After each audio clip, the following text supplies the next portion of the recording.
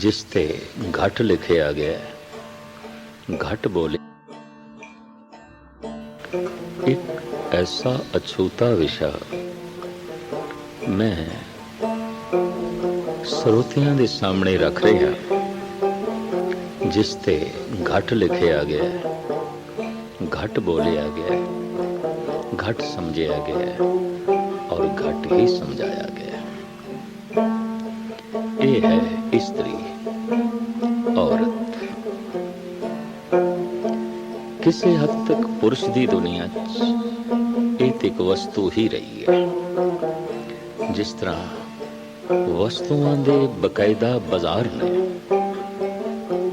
Cloth market, fruit मंडी, सब्जी मंडी, लकड़ मंडी, लोहा मंडी, हूबहू सारी दुनिया विच बकायदा स्त्रियां दे बाजार रहे ने और अज भी हैगे ने। जिथे स्त्री बिकदी है, उसकी असमत बिकदी है, पुरुष खरीदता है। इसकी निगाह दे करीबन स्त्री वस्तु ही रही है। समय की तब्दीली नाल भावें कुछ सत्कार, आदर, सम्मान वधिया होवे, लेकिन फिर भी चलो स्त्रियां दे बाजार अज सारे मुल्कां च ना होवन, पर वस्तुआं नूं स्त्री नूं ही अगे करके वेचिया जाता है। किसी हद तक मुगालता होंदा है, वस्तु वेची जा रही है या स्त्री। कपड़ा है, कार है, मोटरसाइकिल है, गर्ज के कुछ भी वस्तु जो वरतन दियां ने उन्हां नूं वेचना है। स्त्री नूं अगे करके, उसका चित्र अगे करके, उसे दा ही बुत अगे करके। क्या ये सारियां वस्तुआं केवल स्त्री इस्तेमाल कर दी है? पर नहीं। आकर्षण है पुरुष दे मन ते स्त्री दा, तो स्त्री नूं अगे करके वस्तु दे प्रति आकर्षण पैदा करो, ताकि खरीदार इस औरत दे राही, इस स्त्री दे राही वस्तु खरीद सके। ऐसा भी दौर लंघे है, पैर दी जुत्ती स्त्री नूं आख्या गया, जिससे मनुख समय अनुसार जुत्ती बदलता रहा है। बदलो इसमें। और ऐसा निजाम काफी लंबे समय तक पर चलता रहा है। स्त्री हमेशा मनुख दे हथों, पुरुष दे हथों पीड़ित रही है, संताप ग्रस्त रही है। दूर क्यों जा? जद रावण की कैद दे चों सीता नूं रिहा करके लियांदा गया, लंका नूं फतेह करके मसला खड़ा हो गया, सीता दी अग्नि परीक्षा। ऐसा भारत दे प्राचीन समय तो एक ख्याल चले आ रहा है कि अग्नि ही शोध कर सकती है, अग्नि ही हर वस्तु को पवित्र कर सकती है। जैसे सोने नूं अग दे पा के शुद्ध किया जाता है, धातुआं सारियां ही अग्नि द्वारा शुद्ध कीतियां जांदियां ने। और कुछ पुराने वहमी मनुख ते भांडियां दे भी जितने चिर तक अग ना पा लैन, उसकी शुद्धि नहीं बनते, पवित्रता नहीं बनते। अग्नि ही शुद्ध करेगी। लिहाजा हालात इत्थे तक चले गए। मनुख शुद्ध है, विचारां दे तल ते, मानसिक तल ते, शरीरक तल ते ये शुद्ध है, ये पावन है। इसकी परीक्षा भी अग्नि ही करेगी। तो कहने सीता दी अग्नि परीक्षा हुई। वक्त दा अवतारी पुरुष अग्नि परीक्षा विच सीता नूं पाउंदा है। लेकिन इस तरह की अग्नि परीक्षा कदी पुरुष ने नहीं दी। क्या वह भी मानसिक तल ते पावन है? क्या वो भी शरीरक तल ते पवित्र है? इसकी लोड़ ही नहीं। क्यों कि हमेशा पुरुष प्रधान समाज रहा है। स्त्री ते अनंत काल तो वो गुलाम रही, मोहताज रही, पीड़ित रही, सताई जाती रही। तो सीता नूं इस तरह इतिहास या मितिहास कहता है कि अग्न परीक्षा लेनी पई। बलदी हुई चिता ते सीता नूं बिठाया गया और जिस दिन अग दे सीता नूं झोंकिया गया, अज तक भारत विच स्त्री जिंदा जलाई जा रही है और ये सिलसिला अजे तक भी जारी है। बहाने अनेका हो सकते ने स्त्री नूं जलाण दे, लेकिन जलाना चले आ रहा है। हैरानगी है, किधरे दहेज दे ना थे, किधरे पवित्रता दे ना थे और किधरे पुरुष दे गुस्से दा, क्रोध दा शिकार हुई स्त्री जिंदा जलाई जाती रही है और जलाई जा रही है। ये ठीक है, सारी दुनिया विच आवाज़ां उठियां ने और स्त्री ने भी आवाज उठाई है पुरुष दी बराबरी दी। अधिकारां दी बराबरी मनी जा सकती है। ईश्वर दा चिंतन ते आनंद पाण दा अधिकार जिथे पुरुष दा है, स्त्री दा भी है। मान सन्मान जिथे पुरुष नूं चाहीदा है, स्त्री नूं भी चाहीदा है। लेकिन बराबरी तो मुराद किधरे ये ना समझ लई जावे कि हर तल ते बराबरी, हर तल ते बराबरी तो परमात्मा ने ही नहीं की थी। स्त्री ते पुरुष दा तन अलग बनाया है, वख-वख बनाया है और जिथे तन दा ढांचा प्रभु ने अलग बनाया है, मन दा ढांचा भी प्रभु ने अलग बनाया है। दो विपरीत रंगां नाल तस्वीर बड़ी सोहनी बनदी है, अच्छी बनदी है। विरोधी सुरां ते ही संगीत दी धुन खड़ी है। कभी बगौर मुताला करिए, काला रंग चिट्टे जैसा नहीं है, चिट्टा पीले जैसा नहीं है, पीला लाल जैसा नहीं है, लाल हरे जैसा नहीं है, पर इन्हां विरोधी रंगां दे सुमेल नाल ही कोई सुंदर तस्वीर बनती है। हूबहू विरोधी सुरां ते ही खड़ा है। संगीत किसी एक सुर ते किसी संगीत की धुन नूं जन्म नहीं दिता जा सकता। विरोधी जो है सुरां चाहिए ने। संसार संगीतमयी होवे, संसार सुंदर होवे, तो ये दो विरोधी सुर ने जिसते इंज कह लीए तीव्र सुर है पुरुष, कोमल सुर है स्त्री। संगीत दा बोध रखण वाले इस गल नूं समझदे ने। कुछ सुरां कोमल ने, कुछ सुरां तीव्र ने और इस तरह सुंदर संगीत दा जन्म होंदा है तीव्र ते कोमल सुरां नाल। स्त्री कोमल है, तभी तो एक आलम ने कह दिता है ज़हूरे जन से पुर रौनक कायनात। कायनात दिस दुनिया दे संसार विच अगर कुछ रौनक है, कुछ रस है, तो स्त्री करके पुरुष इस रस नूं विस्तार देंदा है। स्त्री एक रस है, रस फैल सके पुरुष चाहिए है।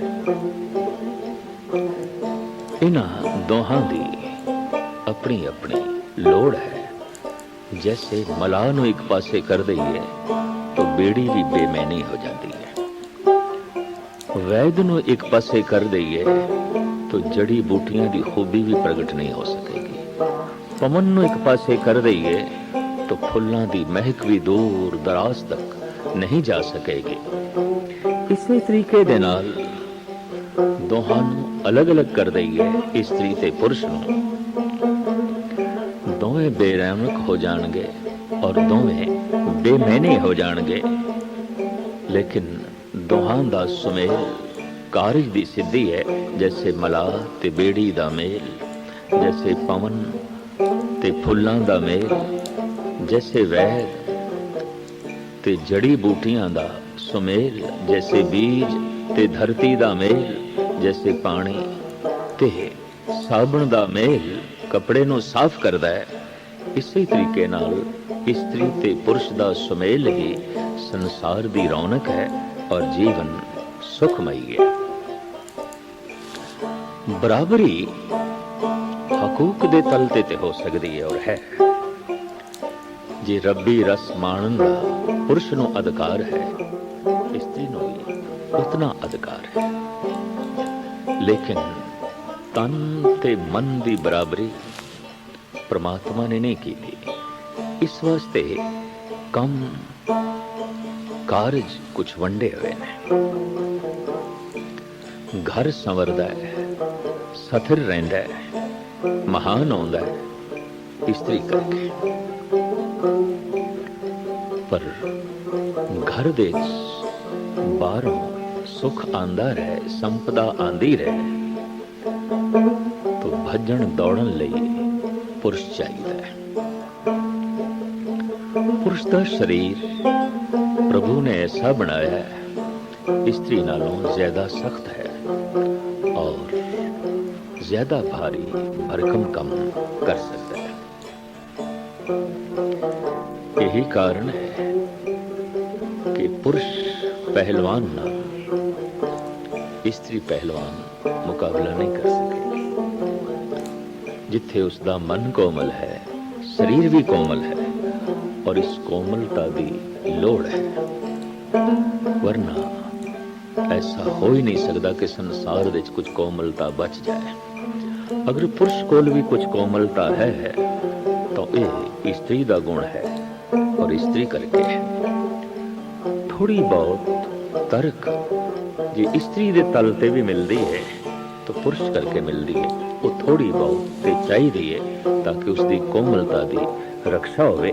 कुदरत का एक नियम है कि फुल्लां दी रक्षा कंडे ही करदे ने। फुल अपनी रक्षा नहीं कर सकता। सोने की रक्षा लोहे नाल आउंदी है, कोमलता की रक्षा सख्ती नाल आउंदी है।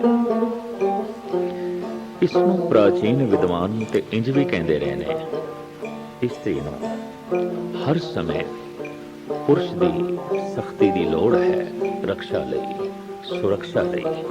प्रथम पिता दी, पति दी, फिर पुत्र दी। ताई जो है ये सुरक्षित रह सकती है, अपनी इज्जत आबरू नूं बचा के जो है रख सकती है।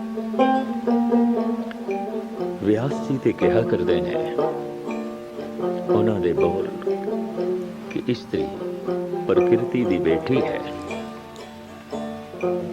इसलिए इंसाफ चाहिए और प्यार चाहिए, सत्कार चाहिए। सिख साधी साहब कहते ने जिस घर दे स्त्री दे चीखण चिलाउण की आवाज बाहर आउंदी है, उस घर दे चों सुख ते संपदा मान लो बाहर जा रही है।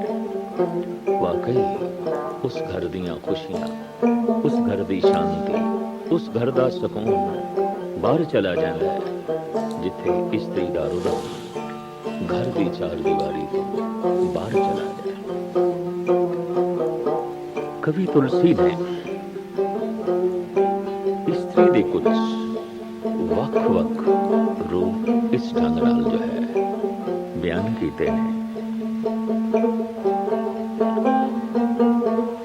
स्त्री चार रूप अपने जो है रखती है। उन्होंने रामायण विच, रामचरित मानस विच कवि तुलसी इस तरह जो है बयान करते हैं। जग प्रतिबरता चार विद अही, वेद पुराण श्रुति अस कही। इस तरह आखे उत्तम के अस बस मन माही, सुपने हो आन पुरुष जग नाहि। उत्तम इस्त्री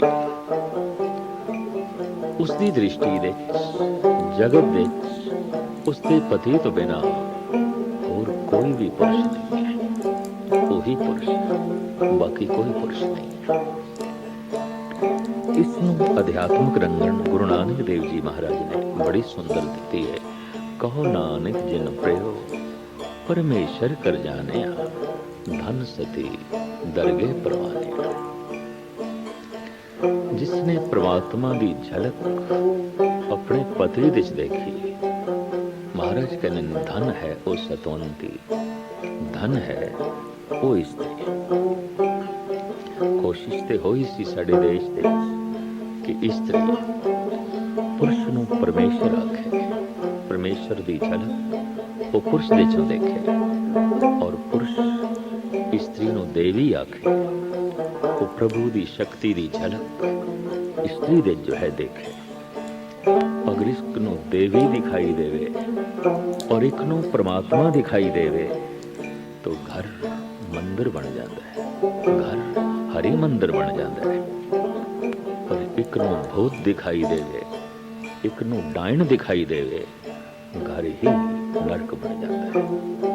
पता नहीं पृथ्वी ते कितने घर नरक बने हुए हैं, क्योंकि घर कोई डायन रह रही है, कोई भूत रह रहा है।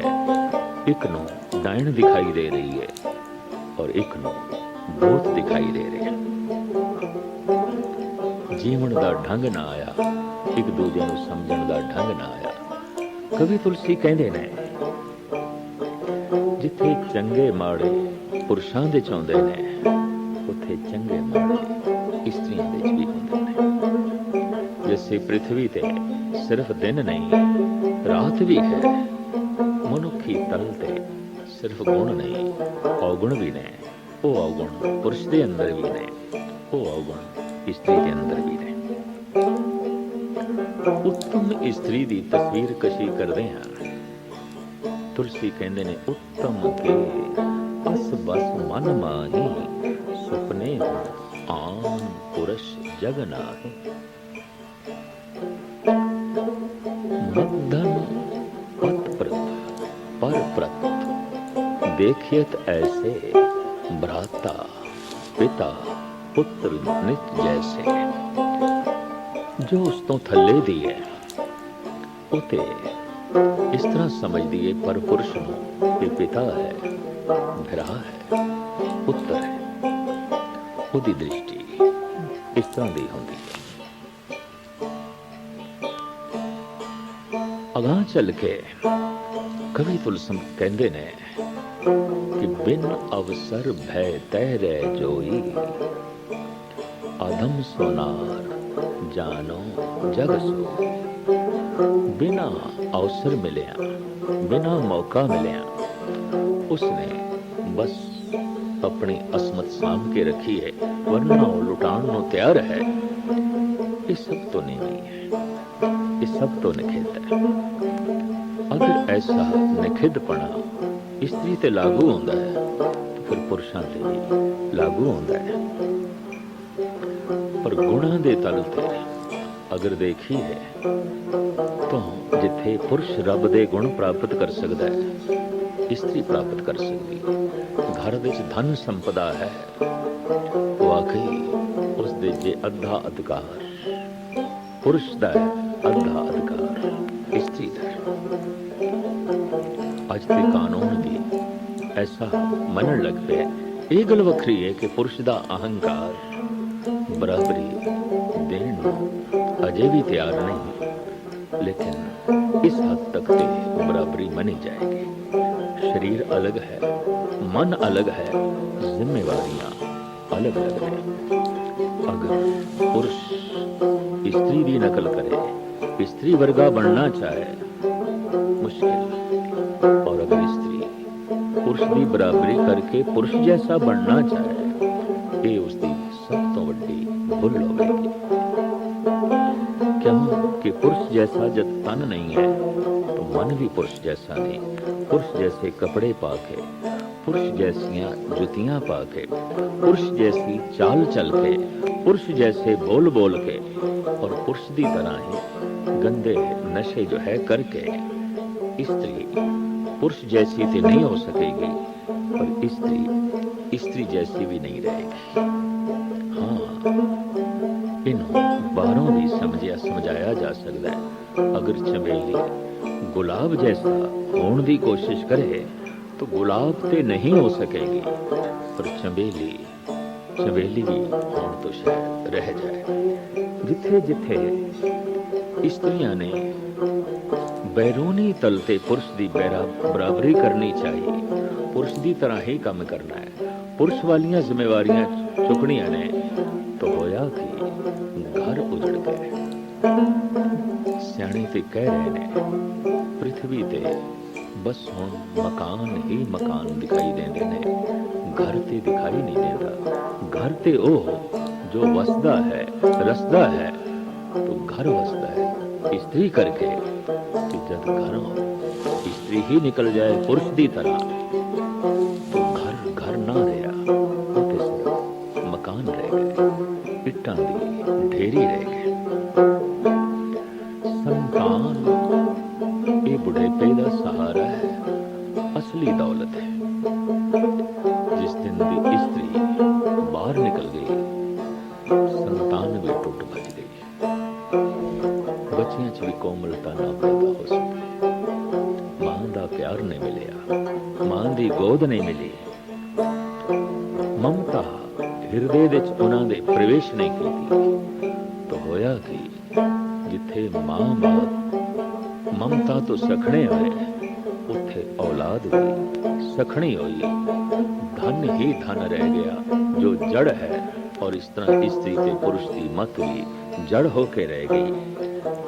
जितना सहारा ममता दा मारिया होया एक बच्चा मां बाप दे लई बन सकदा सी, धन उतना नहीं बन सकता। लेकिन मनुख ने, स्त्री ते पुरुष ने जितनी धन की चिंता की थी, औलाद की उतनी चिंता ना की थी। आने वाला भविष्य ते बच्चियां दे हथ विच सी, तो मनुख दा भविष्य बिगड़दा जा रहा है, बिगड़दा जा रहा है, क्योंकि बच्चे ममता तो हीण होंदे जा रहे ने, प्यार तो हीण होंदे जा रहे ने।